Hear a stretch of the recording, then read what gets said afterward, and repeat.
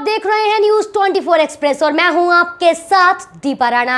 चलिए रुख करते हैं दिन भर की तमाम बड़ी खबरों की ओर, जिनका सीधा सरोकार आपसे है। एक नजर दिन भर की तमाम बड़ी खबरों पर। सरपंच पद पर अपनी अपनी किस्मत आजमाने के लिए आज घांगू गांव में सरपंच और वार्ड पंच प्रत्याशियों ने नामांकन दाखिल किए। शुरू में 26 सितंबर जिले की ग्राम पंचायत घांगू में आज सरपंच पद हेतु भाजपा समर्थित प्रत्याशी श्रीमती शारदा फगेड़िया ने अपना नामांकन पत्र दाखिल किया। शारदा फगेड़िया के साथ चंद्र रामगुरी, जिला महामंत्री भाजपा जयप्रकाश शर्मा, निवर्तमान सरपंच लेखेंद्र सिंह राठौड़, निवर्तमान उप सरपंच देवेंद्र सिंह राठौड़, नंद किशोर सेवदा, विद्याधर भादु, जिनको प्रसाद नागवन, साथ ही यूसुफ कपूरिया, विद्याधर पुनिया, मुस्ताक खान, गजेंद्र सिंह राठौड़, सिम्मी कंवर, रामेश्वर लाल सेवदा आदि गणमान्य व्यक्ति उपस्थित रहे। सरपंच पद प्रत्याशी श्रीमती शारदा ने कहा कि मैं ग्राम पंचायत के चयमुखी विकास के कार्य करूंगी और ग्राम के 36 कौम को साथ लेकर ग्राम पंचायत घांगू को अग्रणी ग्राम पंचायत बनाऊंगी। शारदा देवी है, मैं घांगू ग्राम पंचायत से सरपंच के उम्मीदवार हूँ। आज मैंने पर्चा दाखिल किया है और जो भी गांव में विकास के कार्य होंगे उनको पूर्ण ईमानदारी के साथ करने की कोशिश करूंगी और जो गरीब और असहाय लोग हैं उनकी भी सेवा करने की पूरी कोशिश करूंगी और गांव में जो भी विकास के कार्य आएंगे उनको पूर्ण निष्ठा और ईमानदारी के साथ निभाने की कोशिश करूंगी। सिवनी जिले के सतवारा गांव में हालत इतनी बिगड़ चुकी है और ये हालत गंभीर होने की वजह है वहां के ऊबड़ खाबड़ रास्ते, जिनकी वजह से लोगों को परेशानियों का सामना करना पड़ता है। और अब हालात इतने बिगड़ चुके हैं कि गर्भवती महिलाओं को और बीमार लोगों को इलाज के लिए अगर अस्पताल जाना होता है तो उन्हें या तो बैलगाड़ी या फिर खाट पर लेटाकर अस्पताल पहुंचाया जा रहा है।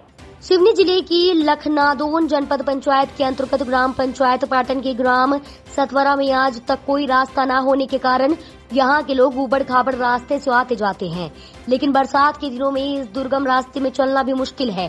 गांव की कोई गर्भवती महिलाओं को या फिर बुजुर्गों को, विकलांगों को इलाज के लिए ले जाना होता है तो सतवारा गांव तक कोई वाहन नहीं आ पाता है। इसी कारण यहाँ के लोग बैलगाड़ी और खाट पर लिटाकर अस्पताल ले जाते हैं। बड़ा दुर्भाग्य है कि हमारे द्वारा सभी अधिकारियों को पंचायत के प्रस्ताव के साथ आवेदन दिए गए, पर अब तक कोई भी अधिकारी ने यहाँ की समस्या को देखने नहीं पहुँचे, न ही कोई जनप्रतिनिधि। ऐसी ही समस्या ग्राम पहाड़िया टोला रोड की है।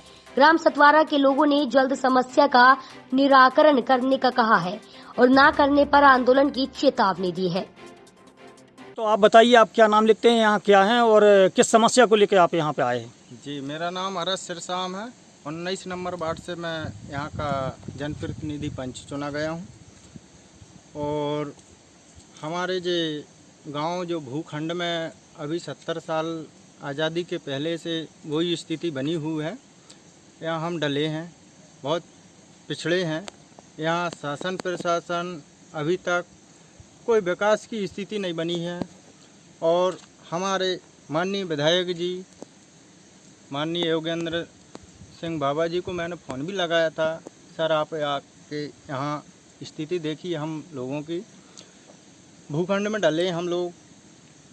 और यहाँ के जनप्रतिनिधि कहने का मतलब कोई आके देखती नहीं रहे। तो आपका कहने का मतलब ये रोड आज तक बनाई नहीं गई? ये 70 सालों के बाद कोई रोड की स्थिति आप देखा ही रहे। यहाँ बैलगाड़ी जाने के लिए, आने के लिए, मरीज अभी भी वो बाई महिला जिसकी सीरियस तबीयत खराब थी उसको डॉक्टर के यहाँ ले जाना था, वो भी बहुत गंभीर स्थिति में। एम्बुलेंस यहाँ नहीं आ सकती क्या? यहाँ बैलगाड़ी आने की स्थिति नहीं है सर।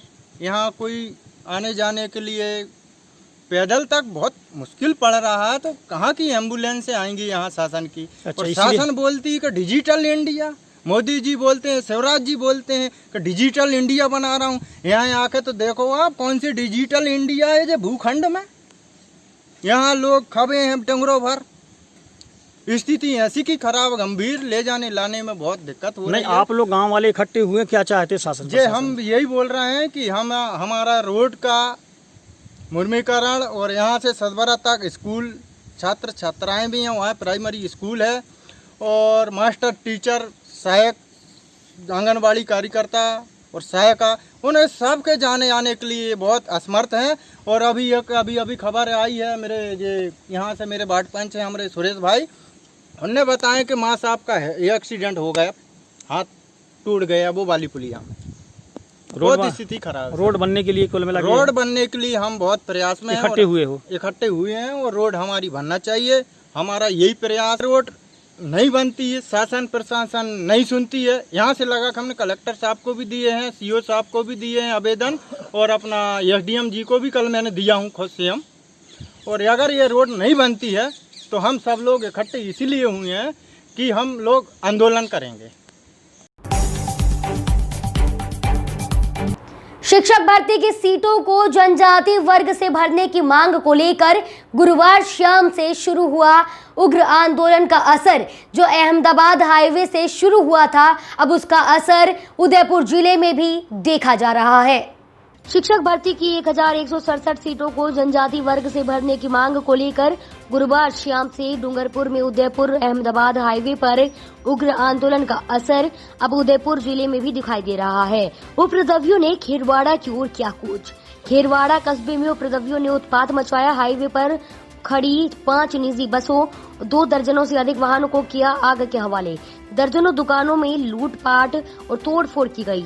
होटलों में भी तोड़फोड़ कर आग के हवाले कर दिया गया, जिसके चलते उपखंड अधिकारी महोदया द्वारा संपूर्ण कस्बे में धारा 144 लगाई गई और आगामी आदेश तक संपूर्ण बाजार बंद रखने का आदेश जारी किया गया है। और संभागीय आयुक्त विकास एस भाले ने खेरवाड़ा उपखंड क्षेत्र में इंटरनेट सेवाएं बंद करने के आदेश जारी किए हैं। और साथ ही डूंगरपुर तनाव को देखते हुए उदयपुर जिला कलेक्टर ने संपूर्ण उदयपुर जिले में धारा 144 लागू कर जिले की राजस्व सीमाओं में 5 से अधिक लोगों के एकत्रित होने पर प्रतिबंध लगाया है। सोशल मीडिया के माध्यम से दुष्प्रचार पर भी प्रतिबंध है। बॉलीवुड में ड्रग्स कनेक्शन की जांच में जुटी एनसीबी पर शिवसेना सांसद संजय राउत ने एक बड़ा बयान दिया है। दरअसल जो एनसीबी ड्रग्स कनेक्शन की जांच कर रही है, उसी की कार्रवाई पर, उसी की जांच प्रक्रिया पर शिवसेना सांसद संजय राउत ने आरोप लगाया है, साथ ही निशाना भी साधा है, जिसके बाद बीजेपी की तरफ से शिवसेना सांसद संजय राउत पर पलटवार किया गया। बॉलीवुड के ड्रग्स कनेक्शन की जांच में जुटी एनसीबी की कार्रवाई पर शिवसेना के सांसद संजय राउत ने फिर बड़ा बयान दिया है। शिवसेना नेता संजय राउत ने एनसीबी के एक्शन पर ही सवाल उठा दिया और कहा कि ड्रग्स केस की जांच के बहाने बॉलीवुड को बदनाम करने की कोशिश हो रही है, बॉलीवुड को खत्म करने की साजिश हो रही है। इस मामले पर कल हरियाणा के गृह मंत्री अनिल विज ने भी तीखी प्रतिक्रिया दी। विज ने कहा ये उनका डर है कि एनसीबी की जांच और आगे न बढ़ जाए, इसीलिए उन्होंने ये कहा है। विज ने एनसीबी की कार्रवाई की सराहना करते हुए कहा कि नशे के खिलाफ कार्रवाई करना एनसीबी का काम है और काफी हद हो तो एनसीबी कामयाब भी हुई है।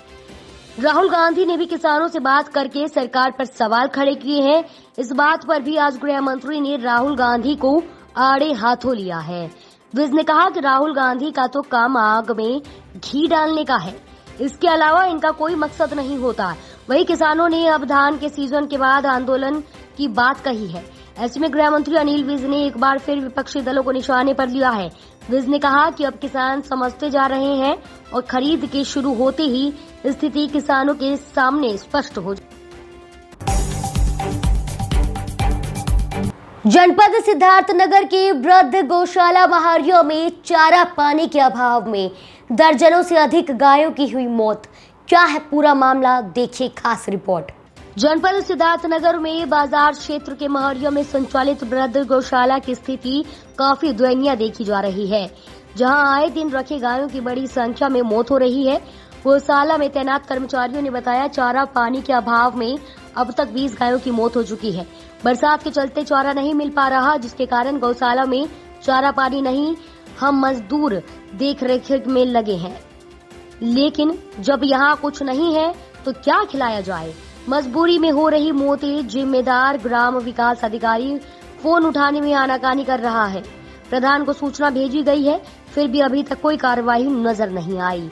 इतना ही नहीं, हम लोगों को मजदूरी भी नहीं मिल रही है। लगभग 5 महीने से सबकी मजदूरी नहीं मिली। इस लॉकडाउन में परिवार भी परेशान है, बावजूद कोई जिम्मेदार नजर नहीं आती। वहीं देखा जाए 120 लाख के लागत से बनी गौशाला में रहने वाले पशुओं का दम घुट घुट कर निकल रहा है। चारा पानी के अभाव में जो प्रदेश सरकार के लिए काफी शर्मनाक साबित हो रहा है।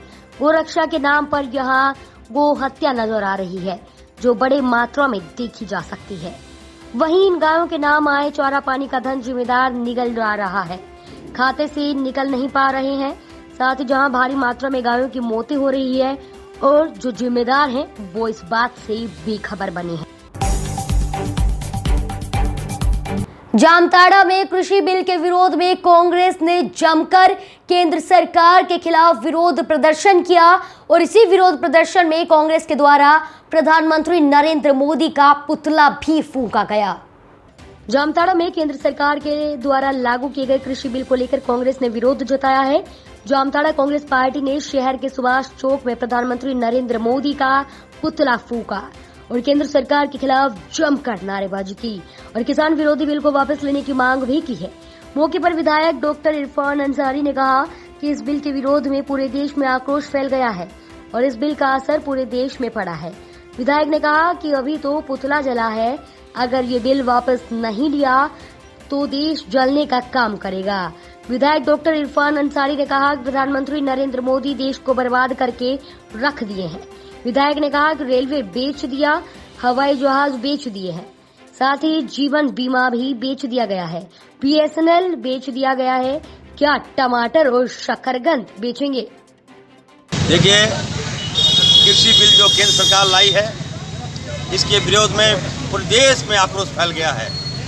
एक एक लोगों पर इस बिल का असर पड़ रहा है और इसको देखते हुए कांग्रेस पार्टी ने आज देश के प्रधानमंत्री नरेंद्र मोदी जी का हम लोगों ने पुतला जलाया है। और मैं कहना चाहता हूँ, ये पुतला जलाना है, अभी तो पुतला जला है, अगर ये बिल वापस नहीं लिया तो देश जलने का काम करेगा, यहाँ के एक एक लोग जलने का काम करेगा। इसलिए मैं कहना चाहता हूँ कि आप क्या कर रहे हैं, देश के लोगों ने, यहाँ के किसानों ने आपको देश का प्रधानमंत्री बनाया और आज आप किसान को बेच रहे हैं।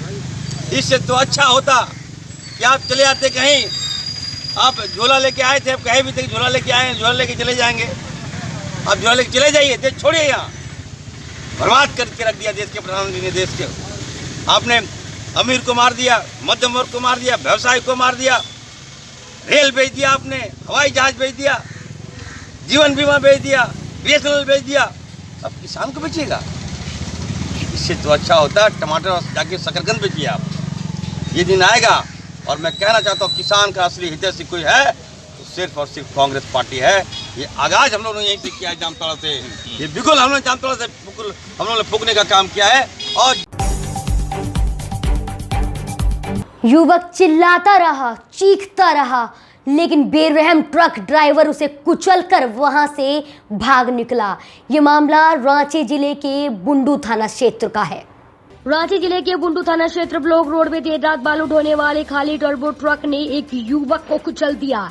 मामला रात के करीब 12 बजे से 1 बजे के बीच का है, जब बालू ढुलाई करने के लिए टर्बो बालू डंप वाले स्थल पर प्रतिदिन की तरह बेसरा टोली पहुंचा। इसी समय 26 वर्षीय गोपाल प्रजापति बाहर निकला था, तभी टर्बो ने गोपाल प्रजापति को अपनी चपेट में ले लिया।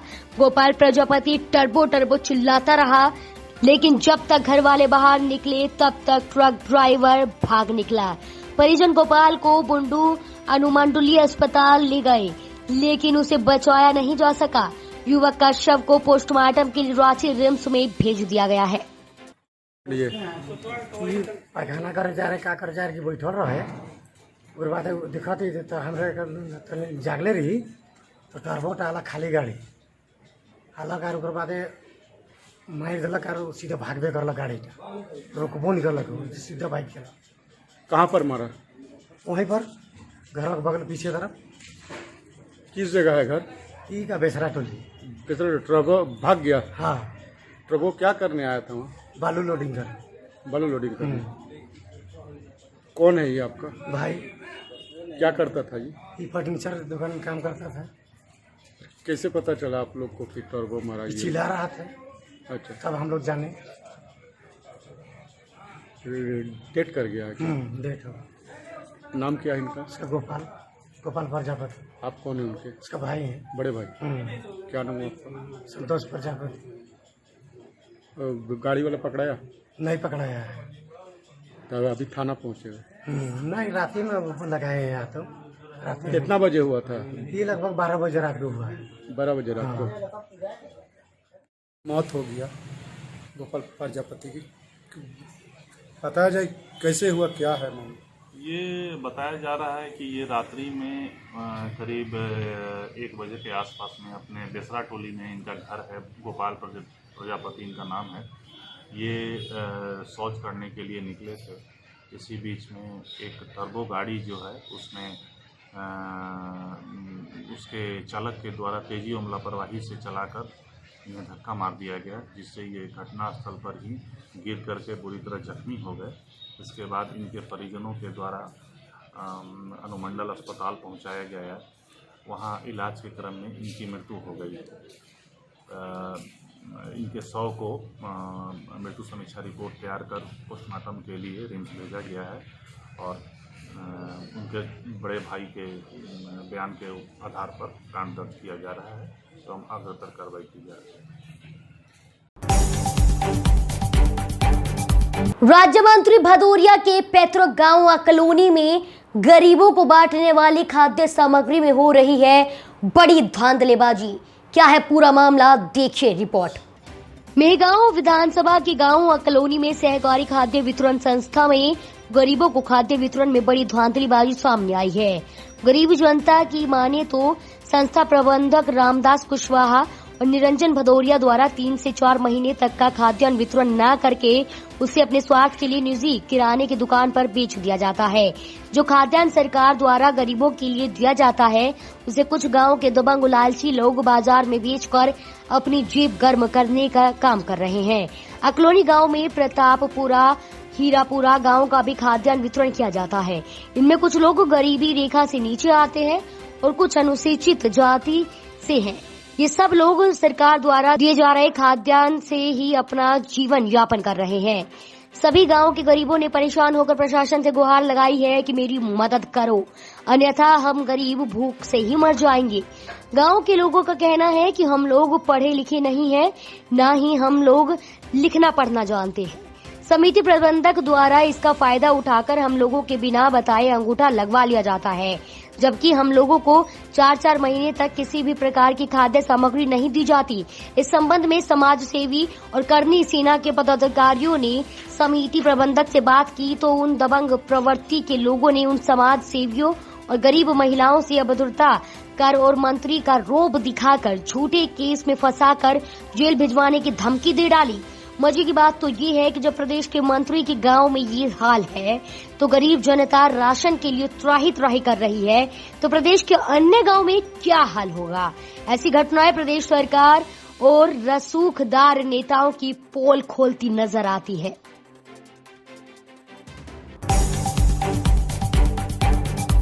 सांची विधानसभा क्षेत्र को मिली 20 करोड़ के विकास योजनाओं की सौगात, सीएम के साथ पहुंचे सिंधिया। रायसेन में मध्य प्रदेश के मुख्यमंत्री शिवराज सिंह चौहान सांची विधानसभा क्षेत्र के गैरतगंज पहुंचे, जहां उन्होंने करीब 20 करोड़ की लागत की विकास योजनाओं का शिलान्यास और भूमि पूजन किया।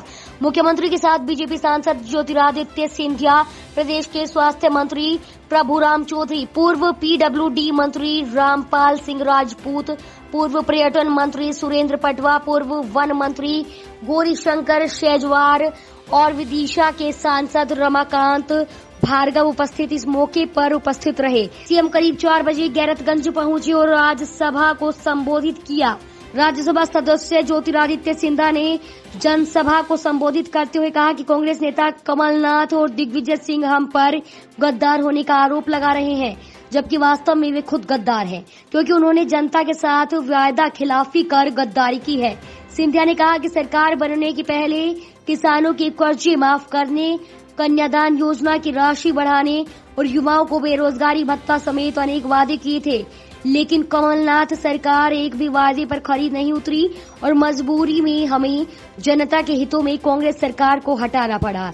उन्होंने कांग्रेस और कमलनाथ दिग्विजय सिंह पर सीधा आरोप लगाते हुए कहा कि इन लोगों ने प्रभु राम चौधरी और मुझे गद्दार कहा है। यह आरोप सांची क्षेत्र की जनता का अपमान है, क्योंकि हमने विकास के लिए भाजपा की सरकार बनवाई। साथ ही वहां पर मौजूद मुख्यमंत्री ने दी करोड़ों की विकास की सौगातें। कार्यक्रम में मुख्यमंत्री शिवराज सिंह चौहान ने स्वास्थ्य मंत्री डॉक्टर प्रभुराम चौधरी की मांग पर गैरतगंज नगर में 90 लाख की लागत से कम्युनिटी हॉल, देवनगर में 1.5 करोड़ की लागत से मॉड्यूल स्कूल, नगर परिषद ने विकास कार्यों के लिए 2 करोड़ रुपए दिए। रायसेन जिले में 76,000 गरीब लोगों के लिए मुफ्त अनाज देने, 3 वर्ष के भीतर सभी को नल जल योजना, प्रधानमंत्री आवास योजना के तहत नगर में 791 आवासों की राशि जारी करने, साथ ही क्षेत्र भर में सभी पात्रों को आवास योजना का लाभ, मुआवजा और बीमा में छूटे हुए किसानों को लाभ दिलाने की मंच से घोषणा कर विकास की सौगात दी है।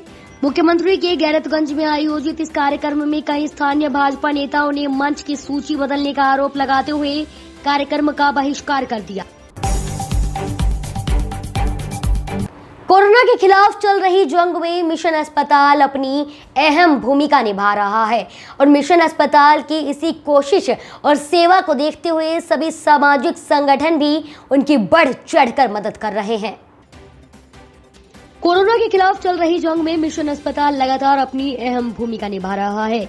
इसी कड़ी के तहत शनिवार को रोटी बैंक अम्बाला और रोटी बैंक ट्रस्ट की तरफ से हर संभव मदद करने की बात कही गई।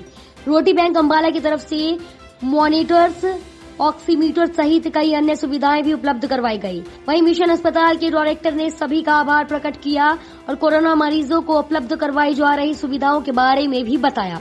संस्था आई है, किस उद्देश्य से यहाँ पर आई है? नमस्कार, मैं doctor Sunil Sadiq, director Philadelphia hospital Ambala से बोल रहा हूँ। और हमारे साथ जब से हमने ये काम करना शुरू करी कोविड-19 के लिए, बहुत सारी संस्थाएं, बहुत सारे इंडिविजुअल पर्सन्स जो है हमारे साथ कंधे से कंधा मिलाकर काम कर रहे हैं। यहाँ पर बहुत सारी चीज़ों की ज़रूरतें थी, बहुत सारी चीज़ें ऐसी थी जो कि हम खुद नहीं खरीद सकते थे। आईसीयू बनाना है, उसके लिए बहुत सारी चीज़ों की ज़रूरत थी, सेंट्रल ऑक्सीजन सिस्टम की ज़रूरत थी। तो हमारे साथ रोटी बैंक के जो कर्ता धर्ता हैं वो आए, फिर इंडिविजुअल पर्सन्स भी आए, मिस्टर मनोज जैसे हैं, और काफ़ी ज़्यादा उन्होंने आपस में बहुत सारे लोगों को जोड़ना शुरू किया। और जैसे जैसे लोग देखते जा रहे हैं इस संस्था के साथ अब लोग कंधे से कंधा मिलाकर जुड़ रहे हैं। और बहुत सारे पेशेंट्स जो हैं जब ठीक होकर जाते हैं वो अपने आप को सहयोगी बनाना चाहते हैं। वो कहते हैं डॉक्टर साहब हमें बताओ हम क्या कर सकते हैं इस हॉस्पिटल के लिए, या जो भी आपको ज़रूरत है वो करने के लिए। सो डिफरेंट तरीके से हर कोई अपने अपने तरीके से काम कर रहा है। हमें अभी जैसे स्टीमर्स की ज़रूरत थी, जो स्टीम लेते हैं, बहुत ज़्यादा पेशेंट्स को ज़रूरत होती है। तो मैं जैसे बात कर रहा था तो इमीडिएटली 132 स्टीमर एक इन्हीं की संस्था में से साथ लेके आ गए और यहाँ पर डोनेट किए। और उसके बाद पल्स ऑक्सीमीटर्स की ज़रूरत थी बहुत ज़्यादा, सो इमीडिएटली पल्स ऑक्सीमीटर्स आज ये लेके आ गए हमारे लिए। So it is kind of a philanthropic people who got together, जो कि बहुत अच्छे तरीके से कंधे से कंधा मिलाकर इस मिशन हॉस्पिटल में जो मरीज़ हैं उनका हेल्प करने के लिए आगे आ चुके हैं। में आपकी संस्था आई है तो किस तरह का सहयोग यहाँ कर रही है? हमारी संस्था रोटी बैंक अम्बाला और रोटी बैंक ट्रस्ट दोनों यथासंभव मिशन हॉस्पिटल में जिस प्रकार से डॉक्टर सादिक अपनी टीम के साथ कोविड पेशेंट्स की सेवा कर रहे हैं और नया आईसीयू बनाने जा रहे हैं, तो जिस प्रकार की रिक्वायरमेंट्स हैं उसे पूरा करने का प्रयास कर रही है। हमारा जो कांटेक्ट हुआ मनोज जी के माध्यम से डॉक्टर सादिक से हुआ, लगभग 15 दिन पहले मनोज जी हमारे पास आए कि रोटी बैंक अम्बाला जिस प्रकार छावनी अस्पताल में सेवा करता है, जो कि हमने माननीय स्वास्थ्य मंत्री विज साहब की प्रेरणा से बनाया था, उसी प्रकार की सेवा कोविड के पेशेंट्स के लिए मिशन में भी ज़रूरत है। तो मनोज जी के साथ हम यहाँ पर आए, नए जो आईसीयू बन रहा है उसकी रिक्वायरमेंट्स को नोट किया और अलग अलग जो हमारे सहयोगी हैं, मित्र हैं, विभिन्न संस्थाएं हैं, उनसे निवेदन किया कि आइए इस पुण्य काम में डॉक्टर सादिक की टीम का, मनोज जी का हौसला बढ़ाते हुए आगे बढ़े। और उसी श्रृंखला में हमने मॉनिटर्स मंगा के दिए हैं, पर्दों का काम कराया है, आज ऑक्सीमीटर दिए हैं। और ये जो केवल हमारी संस्था ने नहीं दिए, अलग अलग संस्थाओं ने, अलग अलग इंडिविजुअल्स ने आगे आकर अपना सहयोग दिया है। जैसे कि नीरज जी ने कल परसों 132 स्टीमर दिए, उन्होंने ही आज ऑक्सीमीटर भेजे कि ये रिक्वायरमेंट पूरी करें। और जो भी रिक्वायरमेंट है लोग ही पूरा कर रहे हैं, लोगों के सहयोग से, संस्थाओं के सहयोग से हम यहाँ की रिक्वायरमेंट्स को पूरा करने का प्रयास कर रहे हैं। फिलहाल खबरों में इतना ही। देश भर की तमाम बड़ी खबरें जानने के लिए देखते रहिए सिर्फ न्यूज़ 24 एक्सप्रेस। नमस्कार।